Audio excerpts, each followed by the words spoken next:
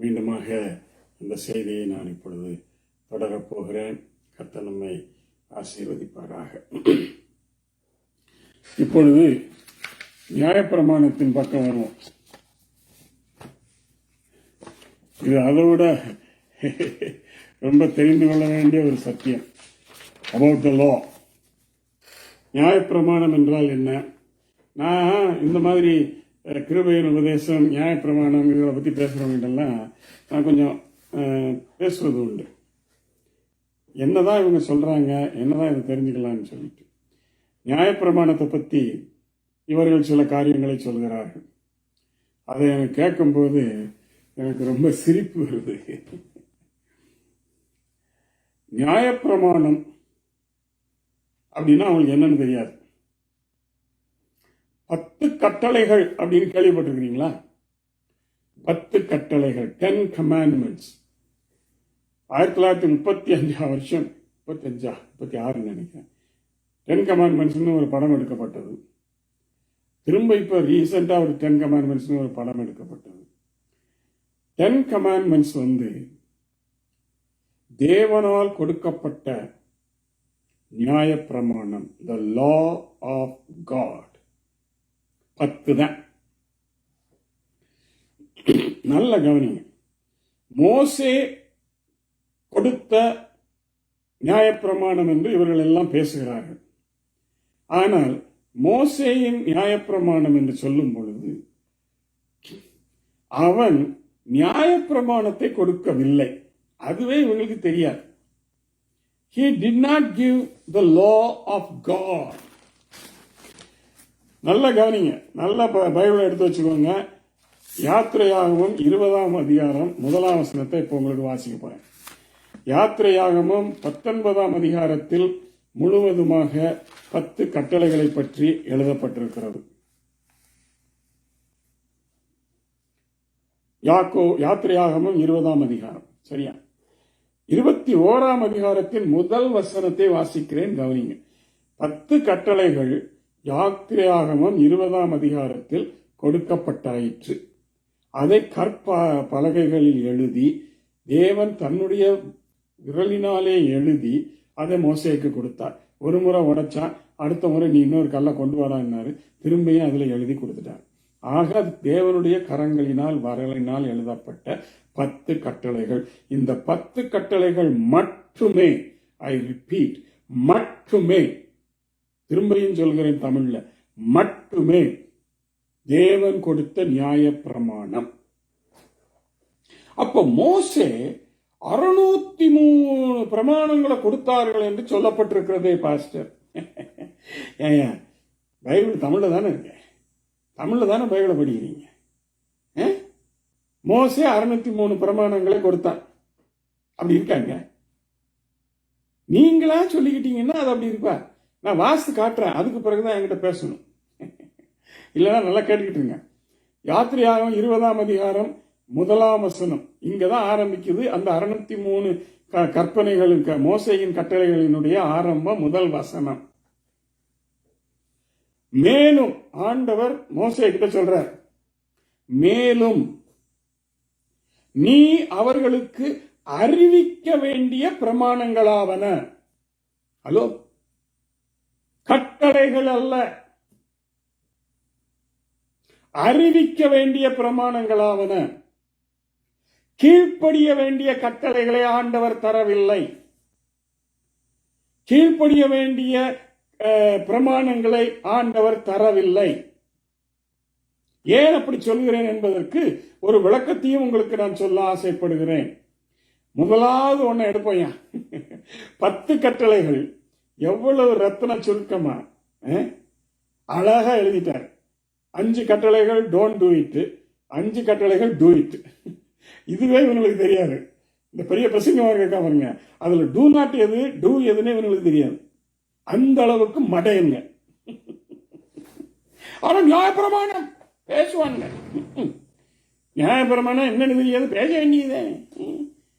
கேட்கறவன் சொன்னவன் சொன்னா கேட்டவனுக்கு மதி எங்கன்னு போற கணக்குல ஜனங்களுக்கு ஒண்ணுமே புரிகிறது இல்லை. அவங்க பாட்டுக்கு எல்லாத்தையும் கேட்டு உட்காந்துட்டு. நீ அறிவிக்க வேண்டியது மட்டும்தான். அதுக்கு கட்டளைகள் கிடையாது, அவைகளை கீழ்ப்படிய வேண்டிய அவசியமும் கிடையாது. என்ன பாஸ்டர் இப்படி சொல்றீங்க? ஆமா, ஏன்னு சொல்றேன், பைபிள் தான் சொல்லுது நமக்கு விளக்கம். முதல்ல இருந்தே வருவோம், அப்பதானே உங்களுக்கு மண்டையில ஏறும்.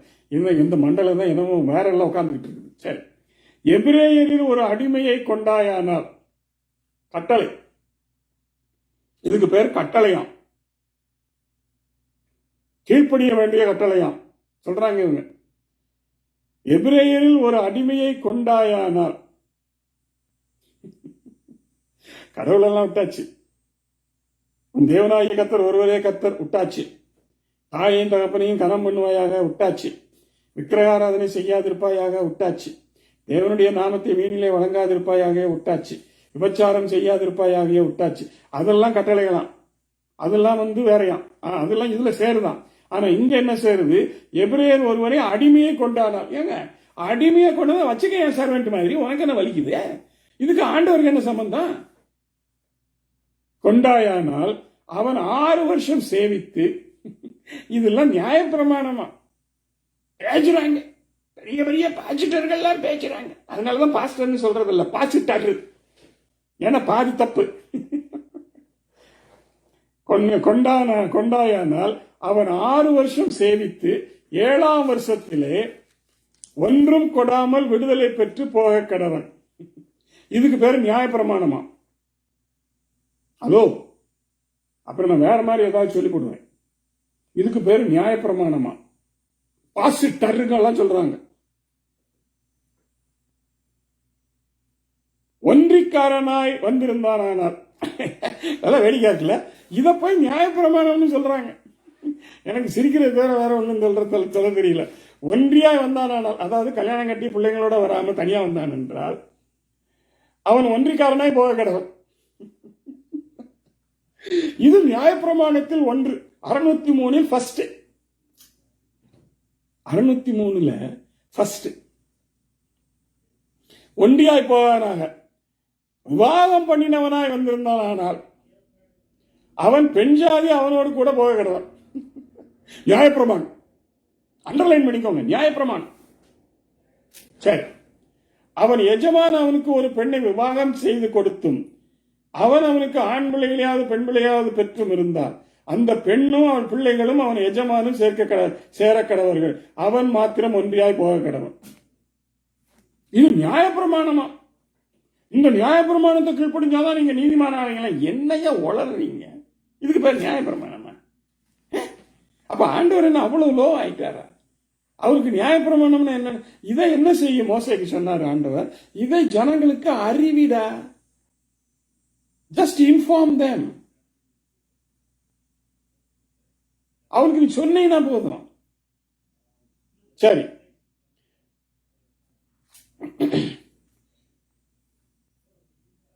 அவன் அந்த வேலைக்காரன், நான் என் எஜமானையும் என் பெண்ஜாதியும் என் பிள்ளைகளையும் நேசிக்கிறேன், நான் விடுதலை பெற்று போக மனதில்லை என்று மனப்பூர்வமாய் சொல்லுவானானால் அவன் எஜமானவனை நியாயாதிபதிகளிடத்தில் அழைத்துக் கொண்டு போய் அவனை கதவின் அருகையாவது சேர பண்ணி, அங்கே அவன் எஜமான அவன் காதை கம்பியினால் குத்த கடவன், பின்பு அவன் என்றைக்கும் அவனிடத்தில் சேவித்துக் கொண்டிருக்க கடவன்.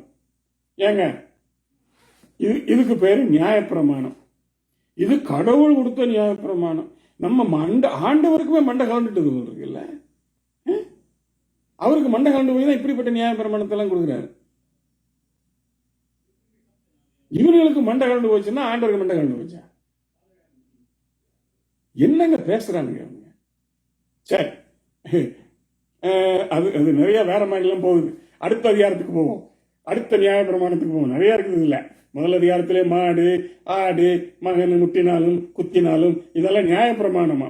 இதெல்லாம் செய்யணுமா, இதை செய்யலன்னா நாங்க நீதிமான்கள் காக்கப்பட மாட்டோமா, நாங்க பரலோகம் போக மாட்டாங்கம்மா? ஏண்டா அறிவு இருக்குதானா உங்களுக்கு? சரி, 22ஆம் அதிகாரம். ஒருவன் ஒரு மாட்டையாவது நியாயப்பிரமாணமா? தேவன் கற்பாறையில் எழுதி கொடுத்த 10 கட்டளைகளுக்கு ஒப்பான நியாயப்பிரமாணமாம் இது. ஆட்டையாவது திருடி அதை கொன்றால் களவு செய்யாது இருப்பாயாகன்னு ஒரே வார்த்தையில சட்டம் போட்டு முடிச்சிட்டாரு. இவர்களுக்கு விளக்கம், ஏன்னா இவங்களுக்கு மண்டலம் ஒன்றும் கிடையாது, அதனால விளக்கம் சொல்லணும் என்று இதெல்லாம் அறிவியவர்களுக்குன்னு சொல்றாரு. அந்த அதை கொன்றால் அல்லது அதை விற்றால் அவன் அந்த மாட்டிற்கு 5 மாடுகளையும் அந்த ஆட்டிற்கு 4 மாடுகளையும் பதிலாக கொடுக்க கடவன். இது நியாயப்பிரமாணமா? தேவன் கொடுத்த நியாயப்பிரமாணமா? இந்த உலகத்தையும் சர்வ சிருஷ்டியையும் உண்டாக்கின மிக உயரமான சர்வ வல்லவராகிய தேவன் கொடுத்த நியாயப்பிரமாணமா? என்ன, ஒரு மாட்டையாவது ஒரு ஆட்டையாவது ஒருவன் கொன்றால் அதை விற்றால் அவன் அதுக்கு அந்த மாட்டுக்கு 5 மாடுகளையும் அந்த ஆட்டுக்கு 4 மாடுகளையும் பதிலாக கொடுக்க கடவன். ஏன்னா ஆண்டவருக்கு வேற வேலை இல்லைங்க, வேற வேலை இல்லை அவருக்கு.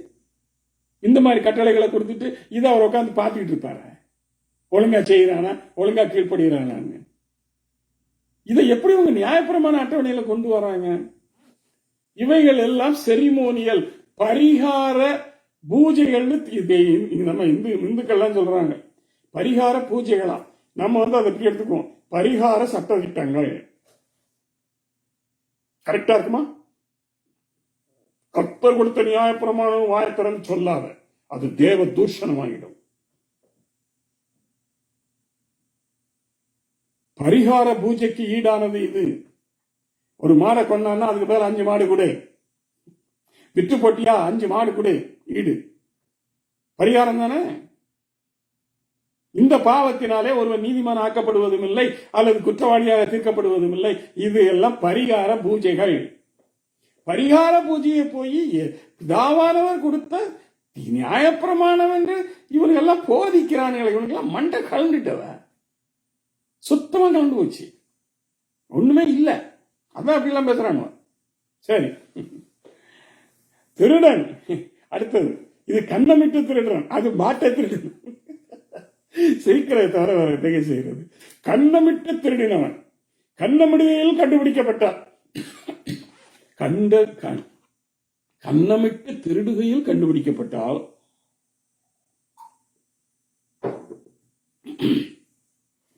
அடிக்கப்பட்டு செத்தால், ஏன்னா கோவத்தில் அடிச்சு விடுவாங்கல்ல, செத்தால் அவன் நிமித்தம் இரத்தப்பழி சுமராதுன்னு அடிச்சிட்டார் ஆண்டவர். அப்புறம் என்னத்துக்குங்க அவன் நீதிமான் ஆக்கப்படணும்? ஒருத்தன் கண்ணம் விட்டு திருட போறான், புடி ஓட்டிட்டான், கையும் களமா புடி ஓட்டிட்டான். புடிபட்ட உடனே ஜனங்க சும்மா இருப்பாங்களா? அவனை நிமித்துட்டாங்க, செட்டே போயிட்டான். பழி சுமராதுன்ட்டாரு ஆண்டவர். ஆனா இவங்க என்னமோ சுமரும் இருக்கிறானுவா. நியாய பிரமாணத்தை மீறினால் சுமரும். என்ன, எந்த நியாய பிரமாணத்தை மீறினா?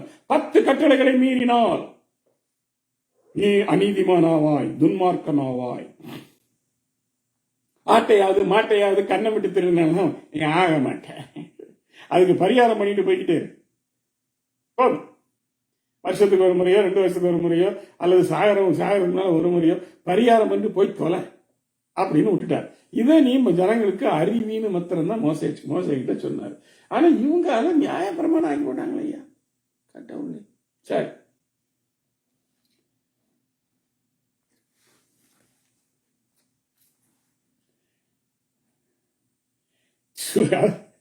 இன்னொரு தமாஷங்களுக்கு, சூரியன் அவன் மேல் உதித்திருந்ததானால் அவன் நிமித்தம் இரத்தப்பழி சுமருமா. திருடன் பதில் கொடுத்து தீர்க்கணுமா. சரி, அவன் கையில் ஒன்றுமில்லாமல் இல்லாதிருந்தா அதுக்கு அங்க பரிகாரம் சொல்லியாச்சு. தான் செய்த களவுக்காக விலைப்பட கடவன் ஏலம் போடுறது. ஏங்க இந்த மாதிரி பிரமாணங்களையா நியாய பிரமாணம்? பூலோகத்தையும் பரலோகத்தையும் சிருஷ்டித்த தேவன் கொடுத்தாருன்னு இந்த மடையன்கள்லாம் சொல்லிக்கிட்டு இருக்காங்களே, இவங்களெல்லாம் நீங்க பக்கத்துல வச்சு ஏத்துக்கொண்டு இருக்கிறீங்களே, எனக்கு வேடிக்கையா இருக்குங்க. என்னங்க சொல்லுது இது? விலை படக்கணும், வித்து போடவன அவன் எங்கேயாவது போய் அடிமையா ஆண்டியாவது இருந்துட்டு போட்டான். அவன் திருநின மாடாவது கழுதையாவது ஆடாவது உயிருடனே கண்டுபிடிக்கப்பட்டால் இரட்டிப்பாய் கொடுக்க வேண்டும். ஜட்ஜ்மெண்ட் அங்கேயே கொடுத்தாச்சு. இதுக்கு பேரு நியாயப்பிரமாணமா? அதனாலே நீதிமானாக்கப்பட மாட்டார்களா? யாருக்கிட்டடா காதை குத்துறீங்க? பாசிட்டருங்க. ஒன்னும் தெரியாத முட்டாள் மக்கள்கிட்ட நீங்க காது குத்தலாம். குத்திட்டதான் இருக்கிறீங்க, இன்னும் குத்துவீங்க, தெரியும் எனக்கும். ஆனா இப்படி ஏமாத்தி எல்லாரையும் நரகத்துக்கு கொண்டு போய் சேர்த்துறாதீங்களே. புண்ணியமா போகட்டும். 7ஆம் வசனத்துக்கு வாங்க, அது இன்னும் இன்ட்ரெஸ்டிங். ஒருவன் பிறனுடைய வசத்தில் திரவியத்தையாவது உடைமைகளையாவது அடைக்கலமாக வைத்திருக்கும் பொழுது அது அவன் வீட்டில் திருடப்பட்டு போனால், திருடன் அகப்பட்டானாகில் அவன் அதற்கு இரட்டிப்பாக கொடுக்க வேண்டும். திருடன் அகப்படாதே போயானால் அந்த வீட்டுக்காரன் தானே பிறனுடைய பொருளை அபகரித்தானோ இல்லையோ என்று அறியும்படி நியாயாதிபதிகளிடத்திலே கொண்டு போக கடவன். காணாமல் போன இப்படி எல்லாம் போய்கிட்டு இருக்குது ஐயா. இது நியாயப்பிரமாணம். அப்ப இதுல இருந்து என்ன எனக்கு தெரியுதுன்னா, இவனுங்களுக்கு நியாயப்பிரமாணம்னா என்னன்னு தெரியாது, 10 கட்டளைகள்னா என்னன்னு தெரியாது, ஆண்டவர் கொடுத்த கட்டளைகள் நியாயப்பிரமாணம்ங்கிறது தெரியாது, மோசே கொடுத்த செரிமோனியல் லாஸ் பரிகார பூஜைகளை இவங்க நியாயப்பிரமாணம்னு பிரசங்கிக்கிறாங்க. ஆக இவங்க முற்றிலும் வேதத்தை விட்டு புறம்பான தேவ தூஷணமாக எல்லாவற்றையும் பிரசங்கிக்கிறாங்க. இப்பயாவது உங்களுக்கு புரியுதா? இது மாதிரி 600 இருக்குதுங்க. ஐயோ கடவுள், 600.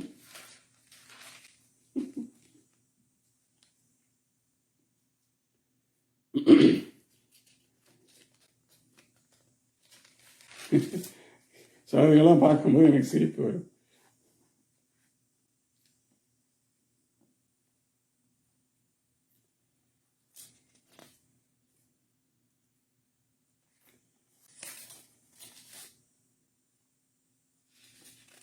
படிங்க. அதுக்கு பிறகு யாத்திரையாகவும் லேவியராகவும் எண்ணாகவும் உபாகம் வரைக்கும் படிங்க. 600 நியாயப்பிரமாணம் இருக்குது. இதெல்லாம் நியாயப்பிரமாணம் நீங்க சொன்னீங்கன்னா ஆண்டவருக்கு தாங்க வெக்கம். இதை செஞ்சா என்ன, செய்யா காட்டி என்ன, நீ பரிகாரம் பண்ணா என்ன, பண்ணா காட்டி என்ன, நீ நரகத்துக்கு போறதுதான். இதனால உனக்கு நியாய தீர்ப்பு உன் தலைமையில நிக்காது. நியாய தீர்ப்பு எப்ப தலைமையில வந்து நிக்கும்னா, இயேசு கிறிஸ்துவனுடைய வெள்ளை சிங்காசன நியாய தீர்ப்பின் நாளிலே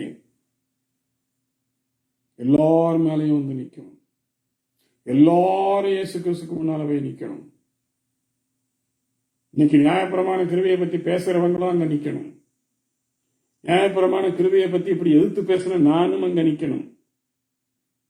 ஆதாமும் அங்கே நிக்கணும், ஆவேலும் நிக்கணும், காயினும் நிக்கணும், பவுலும் நிக்கணும், பேதுருவும் நிக்கணும், யாக்கோவும் நிக்கணும், யோவானும் நிக்கணும், எல்லாரும் நிக்கணும்.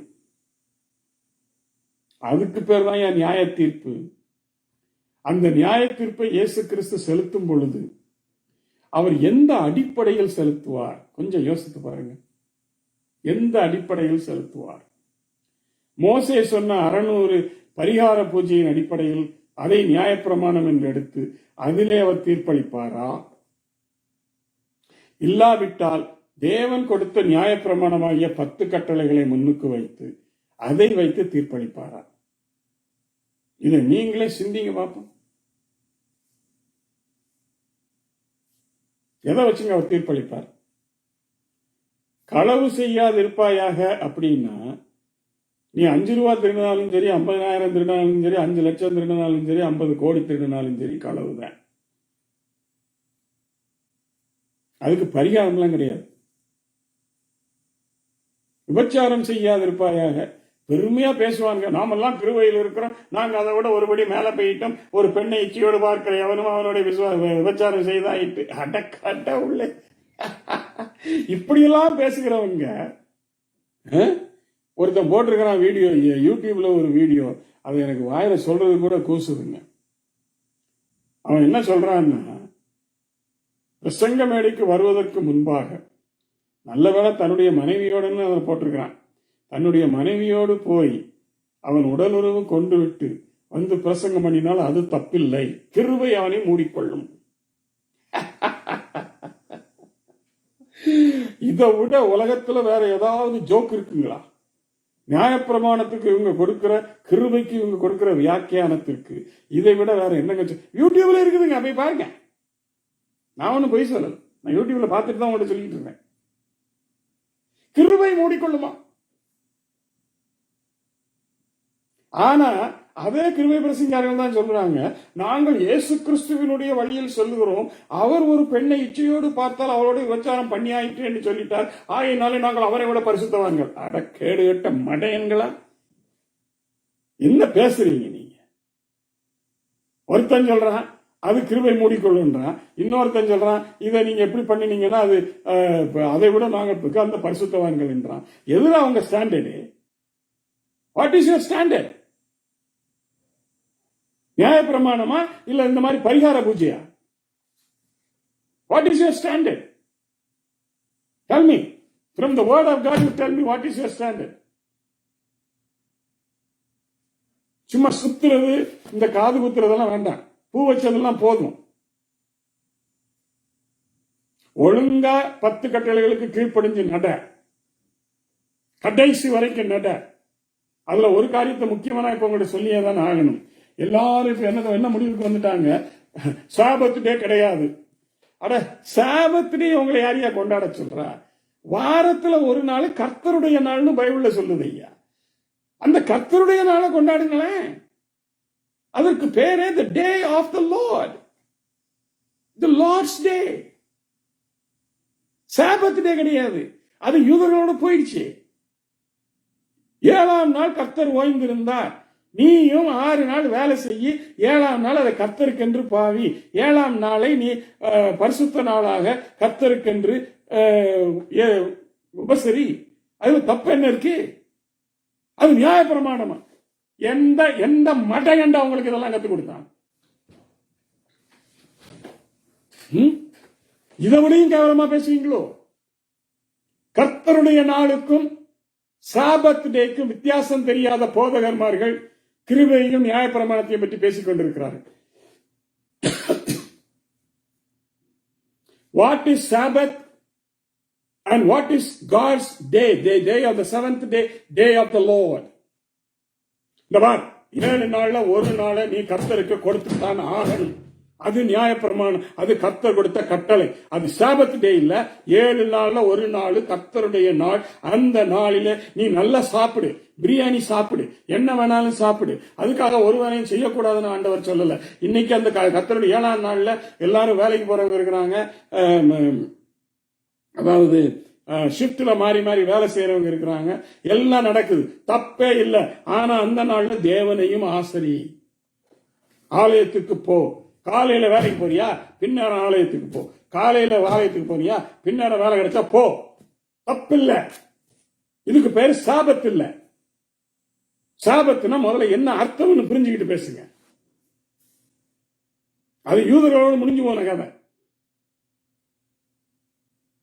இன்னைக்கு 7 ஒரு நாள் கர்த்தருடைய நாள், அதை நாம் அனுசரித்தே ஆக வேண்டும். இது 10 கட்டளைகளில் ஒன்று. இதை மீறினால் நீ நியாயந்திருக்கப்படுவாய்.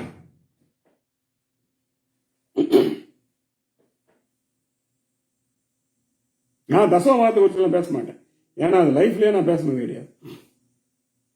அதை நான் நியாய பிரமாணத்துக்குள்ளேயும் கொண்டு வர மாட்டேன், ஏன்னா 10 கட்டளைகள் அது இல்லை.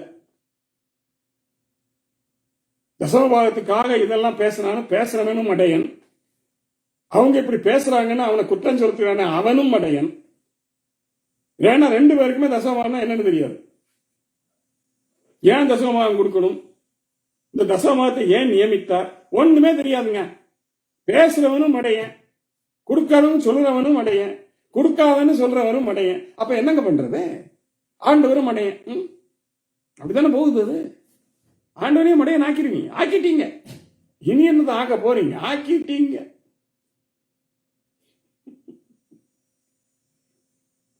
இந்த பாருங்க, ஓய்வு நாளை ஆசிரிக்க நினைக்க கூடாது, அது தவறுன்னு எவனாவது பேசினான்னா முதல்ல அவனை நான் வேற மாதிரி சொல்லிவிடுவேன். வர கோபத்துக்கு அவனை முதல்ல ஆலயத்திலிருந்து வெளியே தள்ளுங்க. அவன் போதகராக இருந்தா மேடையிலிருந்து வெளியில தள்ளுங்க. அவன் ஊழியக்காரனா இருந்தா வெளியில போடா முதல்ல சொல்லுங்க. அப்பதான் நீங்க பழைப்பீங்க. நீங்க தேவனை ஆராதிக்க ஆலயத்துக்கு வந்திருக்கிறீங்க, தேவனை ஆராதிங்க. அவர் ஆவியா இருக்கிறார், ஆவியோட உண்மையோட அவர் ஆராதிங்க. தசமபாகம் கொடுத்தா கொடுங்க, கொடுக்கலன்னா கொடுக்காடி, அது உங்க பிரியம். எந்த கண்டிப்பும் கிடையாது. உற்சாகமாய் கொடுக்கிற இடத்தில் கர்த்தர் பிரியமாய் இருக்கிறார், அவ்வளவுதான் வேதம். கொடுத்தா கொடு, கொடுக்கலன்னா போ. உன் காசு ஒன்றும் ஆண்டவருக்கு தேவையில்லை. அந்த காசுக்கு பின்னால அலையிற போதகர்களையும் ஊழியக்காரங்களையும் வச்சுக்கிட்டு நீங்க உதாரணமா எடுத்துக்கிட்டு பேசாதீங்க. ஆண்டவர் அந்த காசை கேட்கலங்க. ஆண்டவர் பிச்சைக்காரன் இல்லை. இதுவரைக்கும் 50 வருஷம் நான் ஊழியம் செய்யறேன். 50 வருஷத்துல ஒரு நாளாவது தசமமாக காணிக்க என்கிட்ட வந்து கொடுங்க நான் கேட்டதே கிடையாது. கர்த்தருக்கு முன்பாக சொல்கிறேன், கேட்டதே கிடையாது. ஏன் நான் ஊழியம் செய்யலையா? இல்ல கர்த்தர் என்ன போஷிக்கலையா? பிச்சையா எடுக்க சொல்றீங்க? என் தேவன் வானத்தையும் பூமியையும் உடையவர், அவர் எனக்கு கொடுத்துக்கிட்டு இருக்கிறார். ஐயா பேசுறாங்க. விசுவாசம் கிடையாது, ஒண்ணும் கிடையாது. அளவுக்கு மீறி கள்ளத்தனம், அளவுக்கு மீறி பொய் சாட்சிகள், மேடையிலேயே பொய் சாட்சிகள். ஆக 10 கட்டளைகளை எல்லாரும் மீறான். போதகரும் மீறான், ஊழியக்காரனும் மீறான், எல்டரும் மீறான், விசுவாசியும் மீறான். ஆனா கிருபை வந்து இவங்களை காத்துக்கொள்ளுமா? கிருபை வந்து இவங்களை மூடிக்கொள்ளுமா? கிருபை